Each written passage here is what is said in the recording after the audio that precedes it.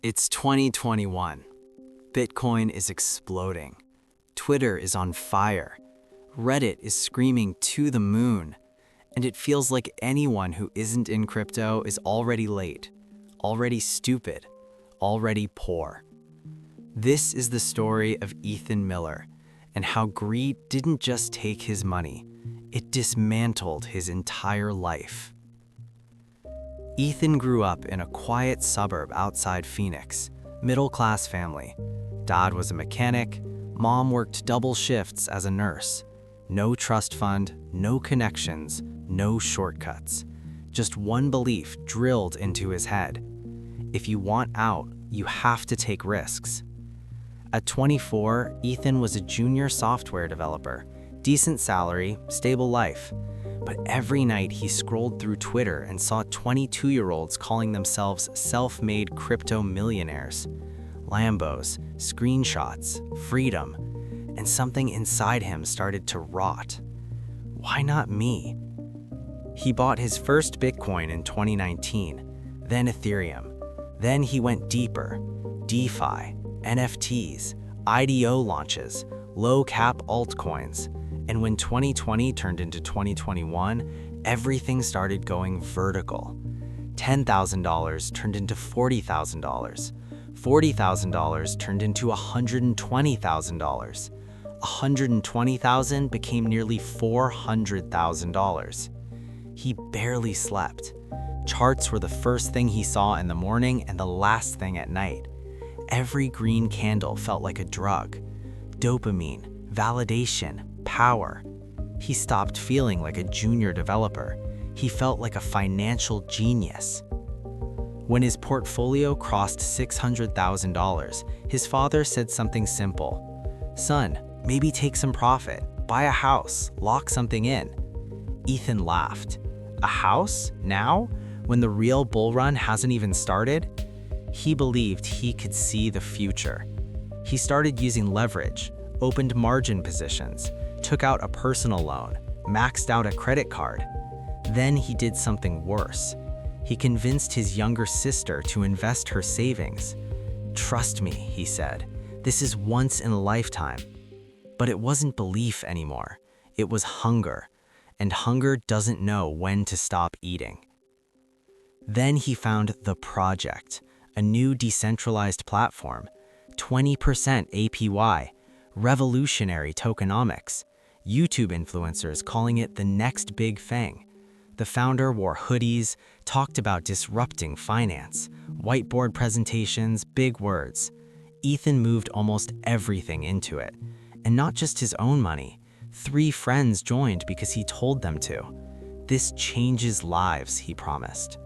But deep down, this is what he was really thinking. If this hits, I'm not a millionaire, I'm unstoppable. First, the token dropped 15%. Normal. Then 30%. Healthy correction, Ethan posted in Telegram. Buy the dip. Weak hands are leaving. He doubled down, with money he didn't even have. Then withdrawals were temporarily paused. Then the team stopped responding. Then the website went offline. 2 days later, it was obvious. Rug pull. Everything gone. The entire market started crashing. Bitcoin fell. Altcoins collapsed like dominoes. His leveraged positions got liquidated one by one. Notifications came in like gunshots. Liquidated, liquidated, liquidated. He stared at the screen as numbers evaporated. $600,000, $400,000, $180,000, $90,000, $30,000. Negative. The debt didn't disappear, only the assets did. Then the calls started. His friend, "Bro, you said this was safe." His sister was crying. His father didn't yell. He just went silent.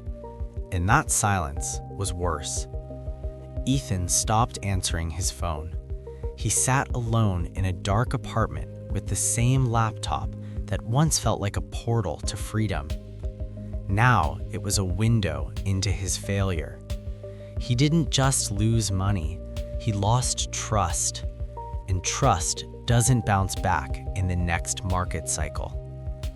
The hardest part wasn't bankruptcy, it was admitting this. He wasn't investing, he was gambling.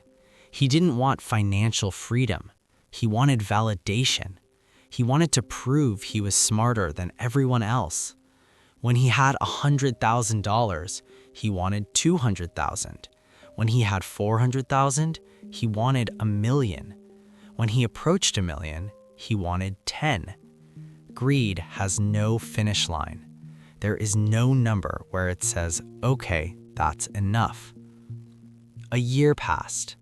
Ethan sold his car, moved into a smaller place, took extra freelance work to repay loans. He deleted crypto Twitter. Sometimes he still opens a chart, but now he doesn't feel excitement. He feels something colder, understanding. The market didn't destroy him. Leverage didn't destroy him. Crypto didn't destroy him. His greed did. Crypto is just a tool, but when ego holds the tool, it becomes a weapon. Greed disguises itself as ambition.